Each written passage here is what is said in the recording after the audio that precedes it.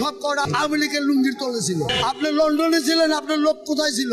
Mister Fakhrul সাহেব ওই মোবাইলের মাধ্যমে টাকা না খাইছে, বড় বড় কথা শুধাইছে। আমরা এখন পর্যন্ত শেখ হাসিনার মুখ থেকে শুনি নাই অমুক একটা প্রশাসনের বলছে যে তুমি 2 লক্ষ বা তুমি 10,000 তুমি 5,000 ছাত্র গুলি করে মারিয়ে গেল, আমার ক্ষমতা থাকতে হইবে। কিন্তু আমি এরকমও আমরা মিডিয়ায় আমরা শুনছি যে যত লাশ করবে তত শেখ হাসিনার পতন হবে। আপনার ছাত্ররা আপনার টেবিলের উপরে বই ওসির সামনে বলে যে অমুক দারোগারে আমি পুরাইয়ে মারছি। তার মানে কি?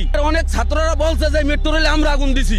এখন তারেক রহমানের বলি, আমি যদি তার বিরুদ্ধে যদি নামি আর আমি যদি আপনার মেট্রো রেলে আগুন দিতে যাই বা সরকারি একটা কাঠামোতে আগুন দিতে যাই, আমাকে কি পুলিশ কি আপনার অ্যারেস্ট করবে না? আমার বিরুদ্ধে লাগবে না? তারপর আমি যদি পুলিশের উপরে যদি আমি লাঠিচার্জ করি বা পুলিশের মারার পরিকল্পনা করি, তা পুলিশ কি আমারে মারবে না? না, তারা আঙ্গুল চষবে।